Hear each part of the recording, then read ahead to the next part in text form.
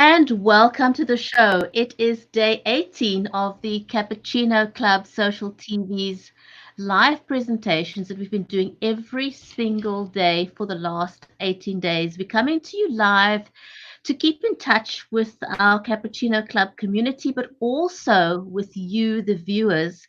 And a huge big welcome to you if you're joining us live on Facebook, on LinkedIn, on Periscope, on Twitter, and on our YouTube channel. And of course, let's not forget our Facebook fans. Viola, welcome to the show. And I'm Betty Limbanda from Cape Town, and we're both in South Africa. Well, thank you so much, and welcome to all our viewers. We've had such great shows, and tonight is going to be spectacular. I want to just thank you I know what's coming, so I know how exciting it's going to be, and some of the great work that's been done. So I'm really excited to get into the show today. So welcome everybody, and yeah, it's going to be fantastic. The next half an hour is going to blow your mind. Great. So let's kick the day off by what has happened with our numbers here in South Africa, and why we think that that may be significant or not. Well, as I understand now, we've had a huge spike in numbers today, from yesterday to today. I think it was about 2,025 reported cases, but today it's something like 2,173, if I remember correctly. So there has been a huge spike, and there's a huge, discussion around whether or not, the extended lockdown should actually stay as strict as it has been, or if there are certain conditions around the lockdown that have been, that should stay in place, like the no jogging kind of regulations. So I think everybody's really concerned about the economy at this point in time. Another 14 days and what it's going to do to our economy. But I know that there is significant evidence to suggest that the lockdown is working. And, I really believe that the 2 extra weeks that they've bought is only going to be a good thing, in that it gets us ready in terms of, just allocating resources and getting more resources for when this pandemic in South Africa, when the peak actually happens, which, as I understand, they are expecting around September, which is going to be crazy, but it's that means it's going to be with us for a long time still. So that has a direct bearing on how we do business. Absolutely. And what our next steps are. We spoke a lot in the last few days, and particularly yesterday, we emphasized a lot on how we can pivot as businesses. In fact, it's not even an option. If we want to survive, if we want to put food on the table, not just for ourselves, but also for the families of those who are employed by our businesses, we are going to have to reinvent the wheel, literally. We're going to have to think out of the box, be practical about it, because the days of, right now, given the circumstances we find ourselves in and the unintended consequences of COVID-19, now is not the time to be selling and say, hey, I sell these mugs. My goodness, they're only $5.99. That is not the time to do, now is not the time to do that kind of selling. Correct. We want to learn the art of the softer side of doing business and sales, because yes, we do have to generate income. We still do need to make money. We can't stop business. Yeah. But we need to be conscious of how we do business, as opposed to saying, hey, buy this mug, it's $5.99. You could say, this mug is made out of porcelain, and the way we make the porcelain is XYZ. And this is my favorite mug because XYZ. Yeah. And yeah. And honestly, this is the time to talk to your team, talk to your just the people around you, and say, I'm in the jewelry making business. What about my business would you like to know about? Like what's the difference between platinum and titanium, and I clearly don't have lots of jewelry because I just don't have a good lots of examples there. But or I'm in the hairdressing business. I'm in the beauty business. What tips could you give me about how to sort of cut my own hair? Just really things that people will want to know about your business, which is telling them that you're on top of your game without really selling my mug for $5.99, but just keeps people interested in your business. So if you think about the value chain of your business, what is it that you feel your customers would want more insight on? Is it where you supply from? Is it how you distribute? Things like that. And lots of us have that intel available. So here's the thing, if you, for example, you are in the haircutting business, don't think, well, I can't tell them how to cut a fringe or how to cut this hairstyle because it's going to take my business away from me. That's never going to happen. But Absolutely. what is going to happen is that somebody that's following your tips and tricks for cutting their hair is going to be eternally grateful to you. Even though you've told them exactly how to do it, they don't have the experience that you have. But because you made them feel good about yourself, you made them feel good about the fact that they can have a haircut while we're under lockdown, and the fact that you help them not look crazy, they're going to be so grateful to you that when the lockdown is lifted, guess who they're going to come to? Because you Absolutely. made them feel good about themselves and you made them feel good Yeah. about who you are and your business. Absolutely. And I think an important point there is that you are showing them that you're confident enough to share your skill. There are very few people that are going to get it right to cut their fringe, or give themselves a haircut. If they're anything like me, they're probably going to mess it up, and by the end of April, have to see you anyway. Um, but I think it's important that sharing information at this time creates a relationship of trust, especially if it's credible information. And that's what we were saying, is that using live video now as a means to communicate with your customers, I think, is becoming so important. It is so, I mean, I don't think we can emphasize it enough. And in yesterday's show, we used the word pivot, and I really believe that just really considering, and the fact that we've now made this offer, if people do look and see and think and analyze the opportunity, um, to contact us and see how we can then help them with that. So, we also talked the other day about now not being the time to not market. Because the first thing businesses seem to cut is their marketing budget. But that's a big mistake because right now, think in terms of using your marketing budget to build know, like, and trust. Now, yeah, we all have heard the words know, like, and trust, but you need to think about it in a different way because business is pivoting, it's going to be different. So, when you think of building know, like, and trust, in terms of getting to know your business, you need to be visible. You need to be out there. You need to say, I'm open for business. The brick building and the doors are closed, but my business is still running. You need strong visibility. You can also say that, help people to get to know your business by talking about your brand values. What are the things that people don't know about you? What are the building bricks that make up your brick and mortar business?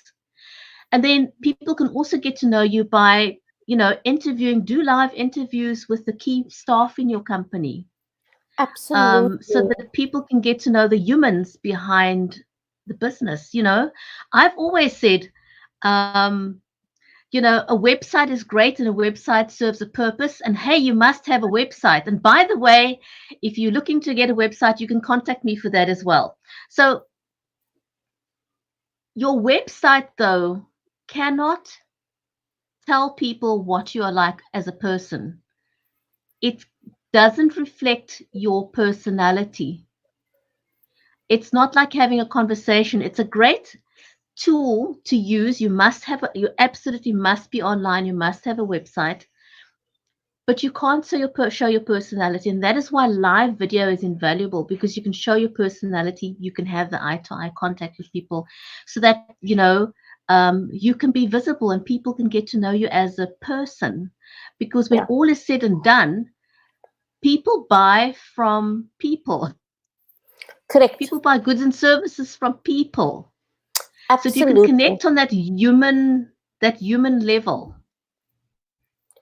Absolutely. And I think just to recap our discussion yesterday, which really this is almost like a follow on to yesterday's discussion. It's the fact that I think people are more concerned about the technology itself. It's the idea of, oh my word, is it plugged in? Can people hear me? I make a joke about, does my neck really look like that? All the things that scare people about actually going, and going live on video. So what we really need to do is get through that and get over those concerns, because the technology is amazing. There are just so many platforms that you could use. And I know, Brigitte, you'll talk through those platforms, but I mean, all our guests have been speaking about Zoom. We've been speaking about the fact that you can actually embed a video into your email using Loom. There are just so many new platforms available. You can do the video on your WhatsApp, on your cell phone if you needed to. But the technology is there. And the technology shouldn't scare us. And the second thing I want to say is that you can rehearse, you can record yourself doing it. You record it on your phone, record it on your laptop, analyze it, see it, and then just have a few people reviewing it and saying, maybe change that word, do that differently, etc. So it can be done. It can be done. It's about having the confidence to do it. And then I think what we are going to show you today, again, because I know it's coming up, is a amazing polished version of what you could possibly do in your different sectors. So I really think that the audience, everybody listening to this, should really give it consideration. No, it's knowing, it's getting people to know you and getting people to like you. It's just, those are the beginning building blocks of this, just finding the opportunity in this crisis. In terms of technology to use for live streaming, we are currently live using a product called StreamYard. There's also another product. This is browser-based software. So if you've got access to Google Chrome, and most of you do, you can use StreamYard in your browser. The other software you can use in your browser is called BeLive.tv. So those are two great browser-based softwares. They're easy to use. You can bring on guests, you can brand, you can use your logo, and you can use lower thirds.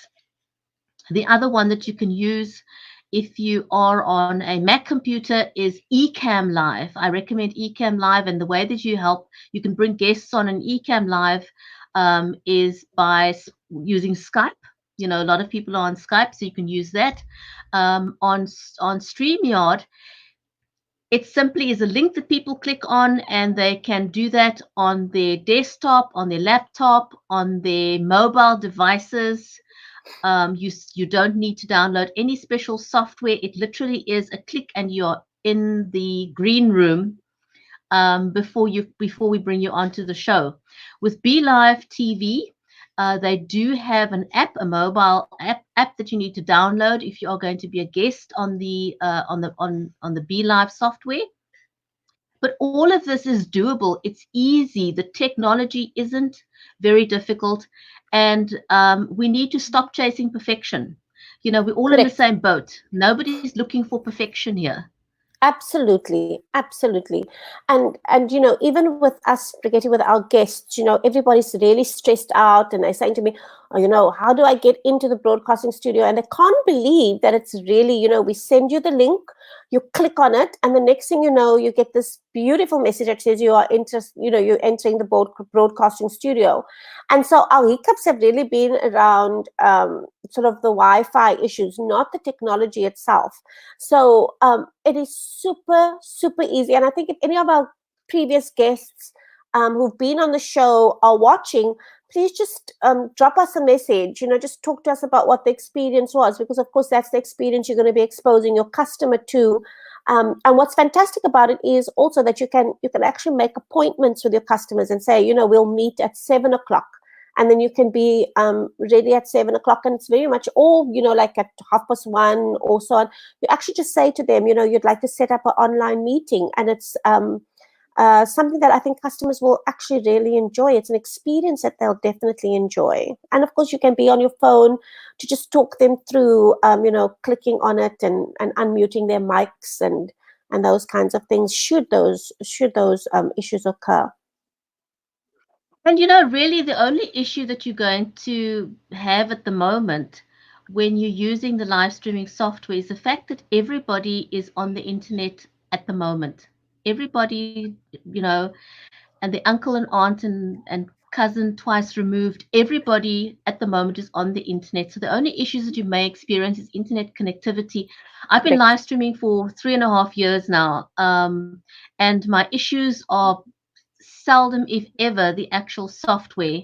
It is at the moment, I'm seeing, just chipping into my um, live streaming community, everyone's having issues with the internet at the moment. That's just par for the course. So don't allow yourself to be blindsided by the tech, as we said, or by the internet connectivity issues. It is what it is. And people are not going to be bothered by that. People are going to be Correct. more impressed with the fact that you actually are willing to put yourself out there and that you're trying, that you're trying to help other Absolutely. people is what's going to matter. Absolutely. And even this whole concern that we have around the fact that, oh my word, the kids may walk in, and oh my word, it's exactly the stuff that, sort of tips and hints that we've been giving you. If you know that you're going to be doing this and engaging with your clients, make sure that you've got enough games for kids to keep themselves busy. They all start online school really, actually tomorrow. They start online school. So try and do your meetings on your live streaming while they are busy doing homework, so that you know that you're not going to be interrupted. And should it happen that your 5-year-old walks in, you graciously accept it, you apologize. Everybody understands the concept, the circumstances. Introduce your 5-year-old to your client, have them sit on your lap if they need to, ask them to excuse themselves. People are anticipating that those kinds of things will happen. So this is the best time to actually do this. People are very understanding because it's so new for everyone. It absolutely is the best time to try it because, under normal circumstances, you'd be highly embarrassed and wouldn't know how to explain that your 5-year-old, is just walked into your home office. But right now, nobody is going to take offense at that. And that's worldwide. That's not just South Africa. That is worldwide. We're all in this Absolutely. together. So we've spoken a little bit about, building know, like, and in terms of trust, we need to realize that sales is a long game. It's not a it's not it's different to what we did before. People want to see how personable you are, how helpful you are, and how knowledgeable you are.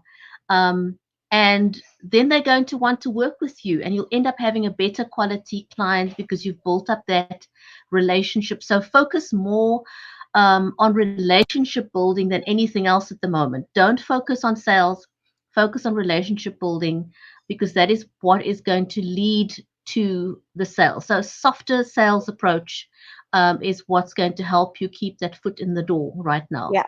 Yeah. So, ma'am, are you ready to unveil the hard work that you've been doing?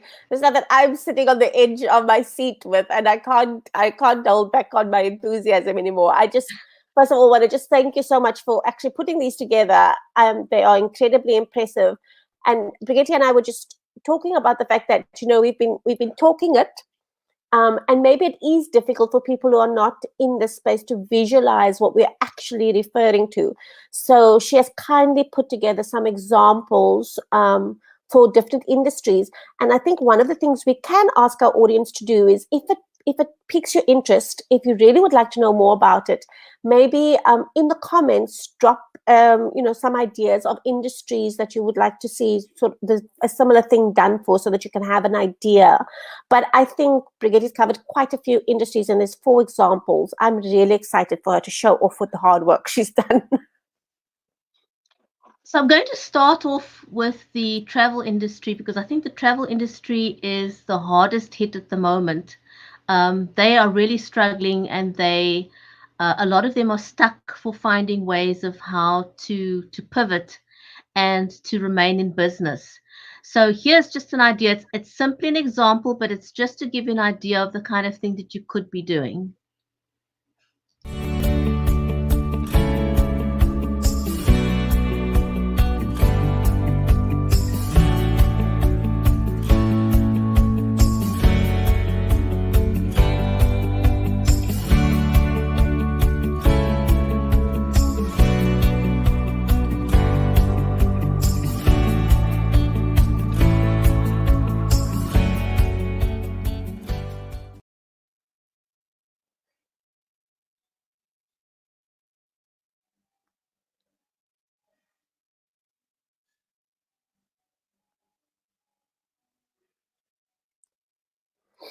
So I absolutely love that one. I absolutely love it. I saw that the CEO of Cruise Travel had sent out a long email, brilliant information in it, talking about, the fact that international travel has basically come to a halt. Some ideas of when they expect travel, 1 or 2 tips on how to do it. But if I had seen a video, I think it would have been a lot more impressive, and it certainly would be something that I would stick with. That would stick with me a lot more than that email that I received from him today. So that's a very good example of what the travel industry could be doing. And it's more memorable, I mean, if you almost every travel agent out there, or anyone in the travel industry, does have a Facebook page. They do have a LinkedIn profile. And some, if not all of them, may have a YouTube channel as well. So go live on your social media channels. Do short videos. They don't have to be 30 minutes long. They could just be daily videos of 10 minutes, just 10 minutes, where you share 2 or 3 tips every single day with your audience, so that you feel connected and they feel connected. And when this is all said and done, your relationship with your clientele is going to be intact. And that's what you want.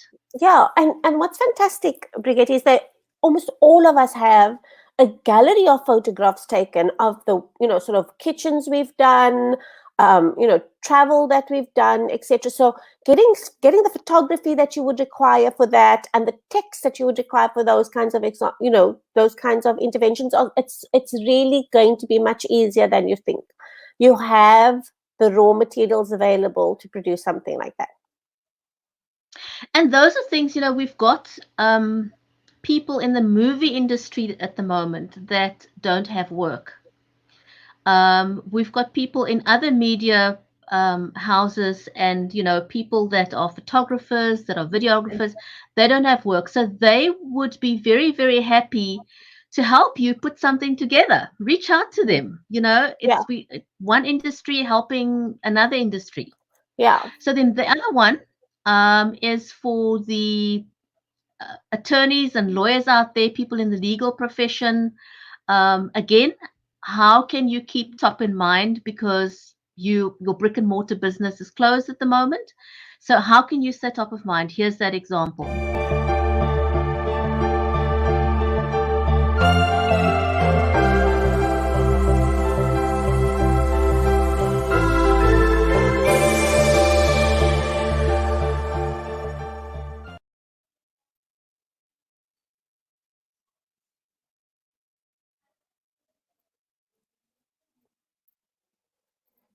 I absolutely love that example as well. Great work. So attorneys, yeah, so attorneys go live on your Facebook page, go live on your YouTube channel, go live on LinkedIn. You know, do a Ask Me Anything show or Yeah, break it down, yeah, break it down into specific subjects, you know, one each day. And just again, 10, 15 minutes a day, go live, do that Q&A with people, build that know, like, and trust. And yes, believe it or not, you need a know, like, and trust relationships with between lawyers and their clients, as well as in any other industry, because we're all just human after all, you know. absolutely. And I mean, choosing an attorney is something that people may not consider is a deeply personal thing. You know, Correct. it's a trust relationship.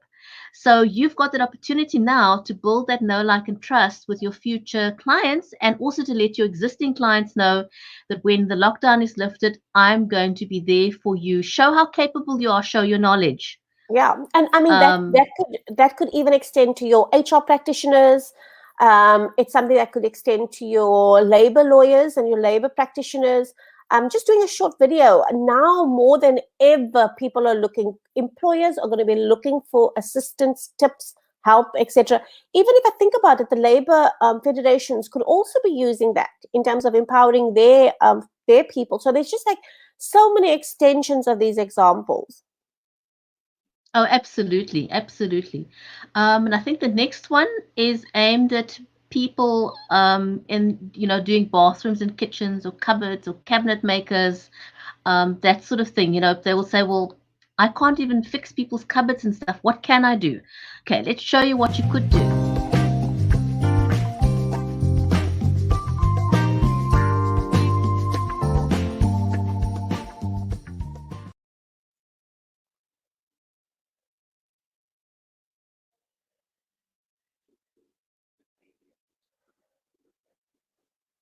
Some really nice ideas there.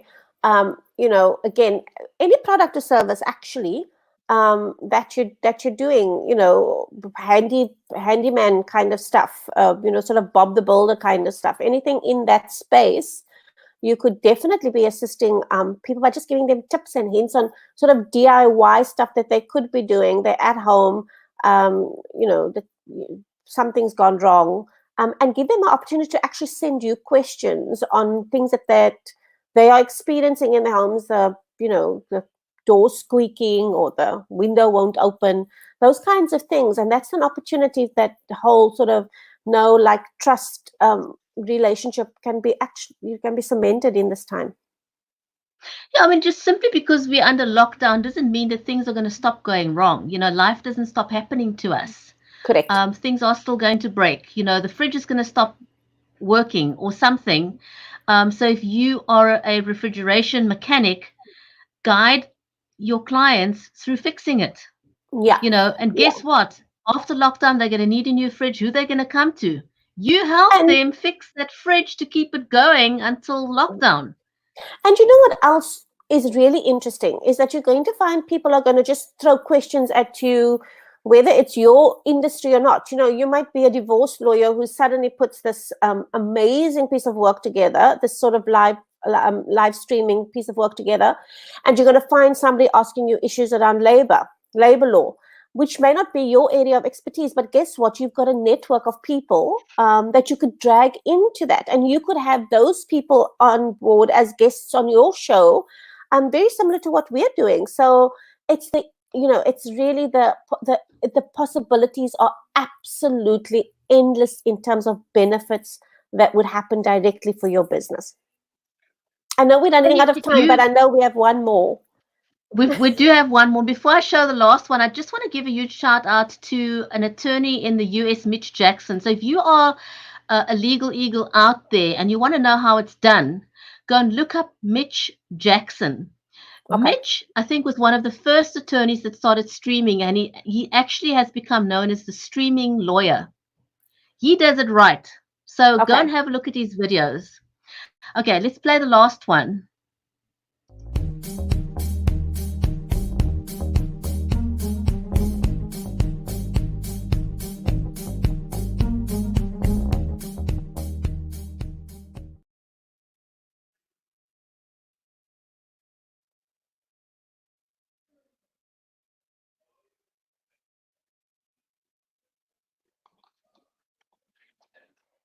again, it comes down to soft sales and advice, and just helping people um, with little nuggets that they could benefit from.